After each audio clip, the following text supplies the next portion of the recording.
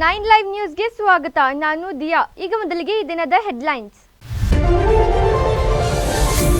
ನೆಚ್ಚಿನ ಶಿಕ್ಷಕರು ವರ್ಗಾವಣೆಗೊಂಡಿದ್ದಕ್ಕೆ ಕಣ್ಣೀರು ಹಾಕಿದ ವಿದ್ಯಾರ್ಥಿಗಳು. ಮುಂಡರಗಿಯ ಮುರುಡಿ ಗ್ರಾಮದಲ್ಲಿ ನೆಚ್ಚಿನ ಶಿಕ್ಷಕರಿಗಾಗಿ ವಿದ್ಯಾರ್ಥಿಗಳ ಕಣ್ಣೀರು. ಮಕ್ಕಳ ಕಣ್ಣೀರು ಹಾಕುತ್ತಿರುವುದು ಕಂಡು ಭಾವುಕರಾದ ಶಿಕ್ಷಕರು ಹಾಗೂ ಗ್ರಾಮಸ್ಥರು. ಬಿಜೆಪಿಯವರಿಗೆ ಸಿದ್ದರಾಮಯ್ಯನವರ ರಾಜೀನಾಮೆ ಕೇಳುವ ನೈತಿಕ ಹಕ್ಕಿಲ್ಲ. ಬಿಜೆಪಿ ವಿರುದ್ಧ ಶಿಗ್ಗಾಂವಿಯಲ್ಲಿ ಮಾಜಿ ಶಾಸಕ ಅಜಂಪೀರ್ ಖಾದ್ರಿ ಗುಡುಗು. ಯಾವುದೇ ಕಾರಣಕ್ಕೂ ಸಿದ್ದರಾಮಯ್ಯ ರಾಜೀನಾಮೆ ನೀಡಬಾರದೆಂದು ಒತ್ತಾಯ. ತಮ್ಮ ಗ್ರಾಮಕ್ಕೆ ಸರಿಯಾದ ರಸ್ತೆ ನಿರ್ಮಿಸಿಕೊಡುವಂತೆ ಪ್ರತಿಭಟನೆ ನಡೆಸಿದ ಮಹಿಳೆಯರು. ಹಲವು ಬಾರಿ ಮನವಿ ಮಾಡಿದರೂ ಕ್ಯಾರೆ ಅನ್ನದ ಅಧಿಕಾರಿಗಳ ವಿರುದ್ಧ ಮಹಿಳೆಯರ ಆಕ್ರೋಶ. ಸಂಬಂಧಪಟ್ಟವರು ಸ್ಥಳಕ್ಕಾಗಮಿಸುವಂತೆ ಪಟ್ಟು ಹಿಡಿದ ಮಹಿಳೆಯರಿಂದ ಕವಲೂರು ಸಂಪೂರ್ಣ ಬಂದ್. ಈಗ ಇವತ್ತಿನ ಪ್ರಮುಖ ಸುದ್ದಿಗಳು ನಿಮ್ಮ ಮುಂದೆ. ಗದಗ ಜಿಲ್ಲೆ ಮುಂಡರಗಿ ತಾಲೂಕಿನ ಮುರುಡಿ ಗ್ರಾಮದ ಸರ್ಕಾರಿ ಪ್ರೌಢಶಾಲೆಯಲ್ಲಿ ನಡೆದ ಶಿಕ್ಷಕರು ಬೀಳ್ಕೊಡುಗೆ ಸಮಾರಂಭದಲ್ಲಿ ವಿದ್ಯಾರ್ಥಿಗಳು ಹಾಗೂ ಶಿಕ್ಷಕರು ಭಾವುಕರಾಗಿ ಕಣ್ಣೀರು ಹಾಕಿರುವಂತಹ ಘಟನೆ ನಡೆದಿದೆ.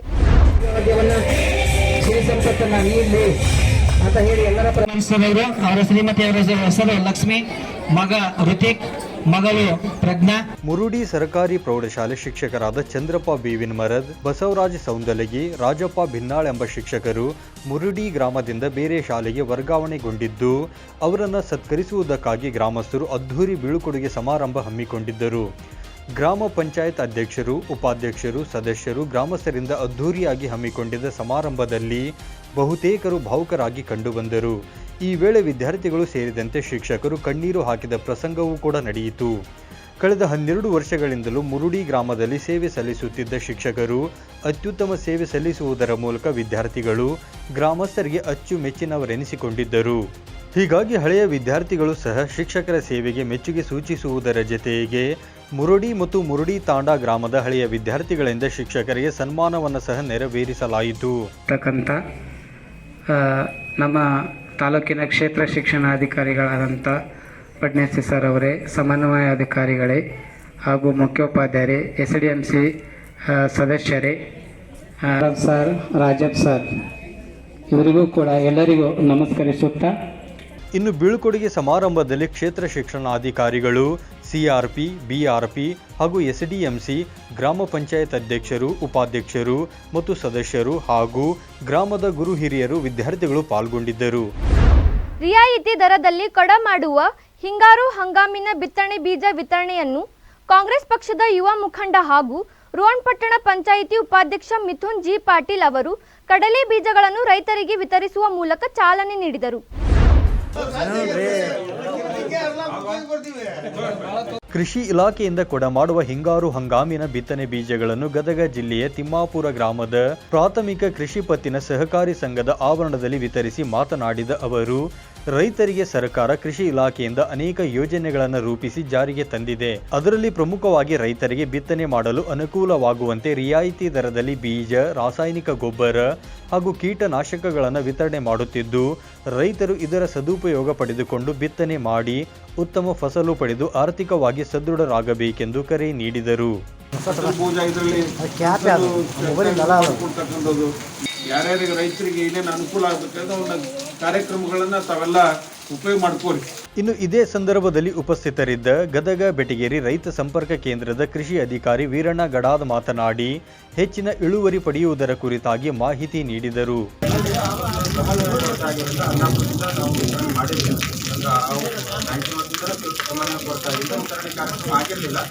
ಈ ಸಂದರ್ಭದಲ್ಲಿ ರೈತ ಸಂಘದ ಗದಗ ಜಿಲ್ಲಾ ಅಧ್ಯಕ್ಷ ಯಲ್ಲಪ್ಪ ಎಚ್ ಬಾಬರಿ ಹಾಗೂ ರಾಮಪ್ಪ ಹಚ್ಚಪ್ಪನವರ್, ಹುಚ್ಚೀರಪ್ಪ ಜೋಗಿನ್, ಯಲ್ಲಪ್ಪ ಜೋಗಿನ್, ಕುಬೇರಗೌಡ ಪಾಟೀಲ್ ಹಾಗೂ ನೂರಾರು ರೈತರು ಪಾಲ್ಗೊಂಡಿದ್ದರು.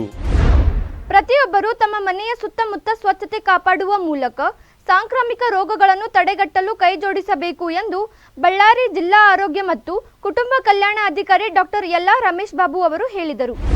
ಬಳ್ಳಾರಿ ಜಿಲ್ಲಾಡಳಿತ, ಜಿಲ್ಲಾ ಪಂಚಾಯತ್, ಜಿಲ್ಲಾ ಆರೋಗ್ಯ ಮತ್ತು ಕುಟುಂಬ ಕಲ್ಯಾಣ ಇಲಾಖೆ ಹಾಗೂ ಜಿಲ್ಲಾ ಆಸ್ಪತ್ರೆ ಸಂಯುಕ್ತಾಶ್ರಯದಲ್ಲಿ ಸ್ವಚ್ಛತೆಯೇ ಸೇವೆ ಅಭಿಯಾನದಡಿ ಜಿಲ್ಲಾ ಆರೋಗ್ಯ ಮತ್ತು ಕುಟುಂಬ ಕಲ್ಯಾಣಾಧಿಕಾರಿಗಳ ಕಾರ್ಯಾಲಯದ ಆವರಣದಲ್ಲಿ ಸೋಮವಾರ ಹಮ್ಮಿಕೊಂಡಿದ್ದ ಸ್ವಚ್ಛತಾ ಸೇವೆಯಲ್ಲಿ ಭಾಗವಹಿಸಿ ಅವರು ಮಾತನಾಡಿದರು.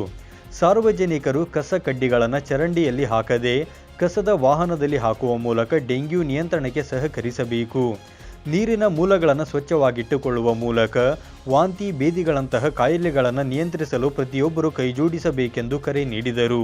ಈ ಸಂದರ್ಭದಲ್ಲಿ ಜಿಲ್ಲಾ ಶಸ್ತ್ರಚಿಕಿತ್ಸಕ ಡಾಕ್ಟರ್ ಎನ್ ಬಸವರೆಡ್ಡಿ, ಜಿಲ್ಲಾ ಕುಟುಂಬ ಕಲ್ಯಾಣ ಕಾರ್ಯಕ್ರಮಾಧಿಕಾರಿ ಡಾಕ್ಟರ್ ಪೂರ್ಣಿಮಾ ಕಟ್ಟಿಮನಿ, ಡಾಕ್ಟರ್ ವೀರೇಂದ್ರ ಕುಮಾರ್, ಜಿಲ್ಲಾ RCH ಅಧಿಕಾರಿ ಡಾಕ್ಟರ್ ಹನುಮಂತಪ್ಪ, ಉಪಮುಖ್ಯ ವೈದ್ಯಾಧಿಕಾರಿ ಡಾಕ್ಟರ್ ಗುರುನಾಥ್ ಬಿ ಚೌಹಾಣ್ ಸೇರಿದಂತೆ ಎಲ್ಲ ವಿಭಾಗಗಳ ಅಧಿಕಾರಿಗಳು, ಜಿಲ್ಲಾ ಆಸ್ಪತ್ರೆ ಸಿಬ್ಬಂದಿಗಳು ಭಾಗವಹಿಸಿದ್ದರು.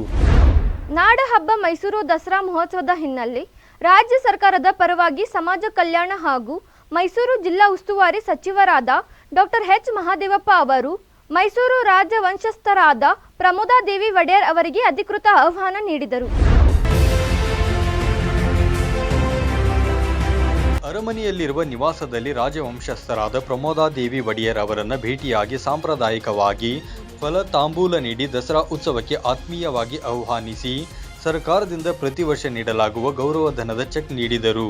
ಈ ಸಂದರ್ಭದಲ್ಲಿ ಮೈಸೂರು ಜಿಲ್ಲಾಧಿಕಾರಿ ಜಿ. ಲಕ್ಷ್ಮೀಕಾಂತ್ ರೆಡ್ಡಿ, ನಗರ ಪೊಲೀಸ್ ಆಯುಕ್ತೆ ಸೀಮಾ ಲಾಟ್ಕರ್, ಜಿಲ್ಲಾ ಪಂಚಾಯತ್ CEO KM ಗಾಯತ್ರಿ, ಜಿಲ್ಲಾ ಪೊಲೀಸ್ ವರಿಷ್ಠಾಧಿಕಾರಿ ವಿಷ್ಣುವರ್ಧನ್, ಅಪರ ಜಿಲ್ಲಾಧಿಕಾರಿ ಡಾಕ್ಟರ್ P. ಶಿವರಾಜು, ಅರಮನೆ ಮಂಡಳಿ ಉಪನಿರ್ದೇಶಕ ಸುಬ್ರಹ್ಮಣ್ಯ, ಅರಮನೆ ACP ಚಂದ್ರಶೇಖರ್ ಸೇರಿದಂತೆ ಮುಂತಾದವರು ಹಾಜರಿದ್ದರು. ಸುದ್ದಿ ಮುಂದುವರಿಯುತ್ತೆ, ಅದಕ್ಕೂ ಮುನ್ನ ಚಿಕ್ಕದೊಂದು ಬ್ರೇಕ್.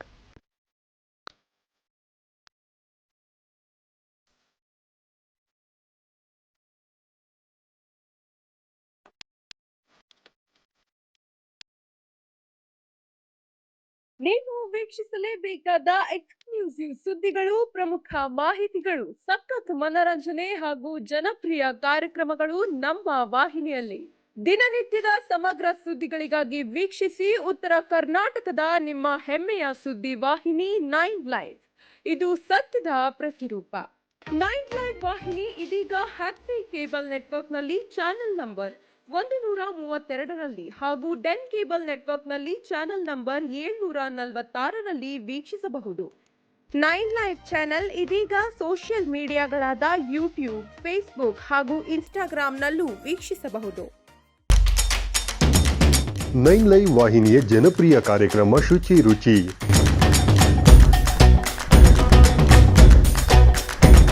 ಪ್ರತಿ ಶುಕ್ರವಾರ ಮಧ್ಯಾಹ್ನ 1:30 ಪ್ರಸಾರ, ಮತ್ತೆ ಭಾನುವಾರ ಸಂಜೆ 6 ಗಂಟೆಗೆ ಮರು ಪ್ರಸಾರ. ಅಡುಗೆ ಮಾಡೋ ಹವ್ಯಾಸ ನಿಮ್ಮದಾಗಿದ್ದರೆ ಈಗಲೇ ಕರೆ ಮಾಡಿ ಹೆಸರು ನೋಂದಾಯಿಸಿಕೊಳ್ಳಿ. ನಮ್ಮ ದೂರವಾಣಿ ಸಂಖ್ಯೆ 7411784976. ತೆರೆಮರೆಯಲ್ಲಿರುವ ಗಾನ ಪ್ರತಿಭೆಗಳಿಗೆ ಅದ್ಭುತ ವೇದಿಕೆ ಒದಗಿಸುವ ನಮ್ಮ ದಿಗ್ಗಜರು ಈಗ ನಿಮ್ಮ ಮನೆಗಳಿಗೆ ಲಗ್ಗೆ ಇಡಲು ಸಿದ್ಧವಾಗಿದೆ. ಇನ್ನು ಪ್ರತಿ ಶನಿವಾರ ಮಧ್ಯಾಹ್ನ 1:30ಕ್ಕೆ ನಿಮ್ಮ ನೆಚ್ಚಿನ 9 ಲೈವ್ ವಾಹಿನಿಯಲ್ಲಿ ಪ್ರಸಾರಗೊಳ್ಳಲಿದೆ. ಮತ್ತೆ ಮರುಪ್ರಸಾರ ಭಾನುವಾರ 1:30ಕ್ಕೆ. ನಿಮಗೂ ಗಾಯನದಲ್ಲಿ ಆಸಕ್ತಿ ಇದ್ದು ಉತ್ತಮ ವೇದಿಕೆ ಲಭಿಸುತ್ತಿಲ್ಲವೆಂದರೆ ಚಿಂತೆ ಯಾಕೆ?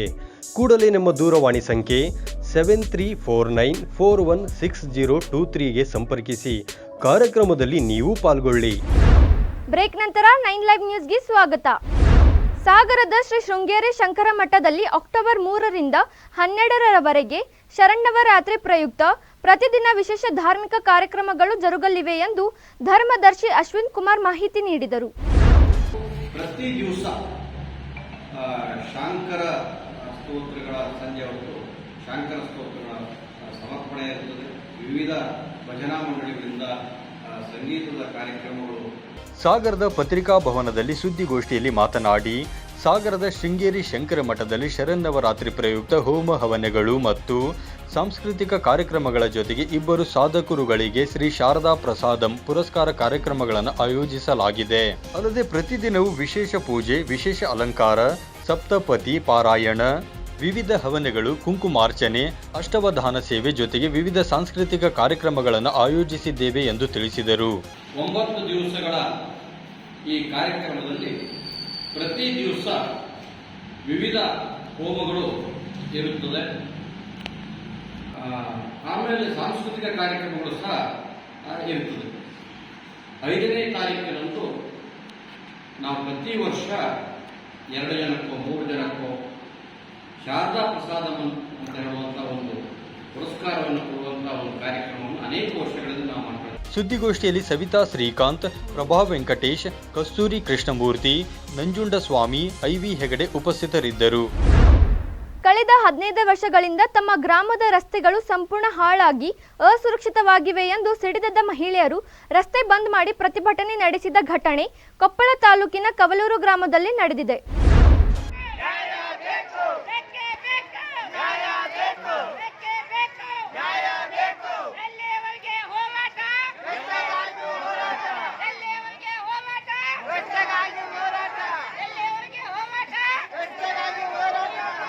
ಹೌದು, ಕೊಪ್ಪಳ ತಾಲೂಕಿನ ಕವಲೂರು ಗ್ರಾಮದಲ್ಲಿನ ಕಲ್ಪವೃಕ್ಷ ಸಂಜೀವಿನಿ ಗ್ರಾಮ ಪಂಚಾಯಿತಿ ಮಟ್ಟದ ಮಹಿಳಾ ಒಕ್ಕೂಟ ಹಾಗೂ ಗುಡಗೇರಿ ಸಹಯೋಗದಲ್ಲಿ ಪ್ರತಿಭಟನೆ ನಡೆಸಿದ ಗ್ರಾಮಸ್ಥರು ಕಳೆದ 15 ವರ್ಷಗಳಿಂದ ಅಸುರಕ್ಷಿತ ರಸ್ತೆಯಲ್ಲಿ ಸಂಚರಿಸುತ್ತಾ ಸಾವು ನೋವು ಅನುಭವಿಸುತ್ತಾ ಪ್ರತಿನಿತ್ಯ ಬದುಕುತ್ತಿದ್ದೇವೆ.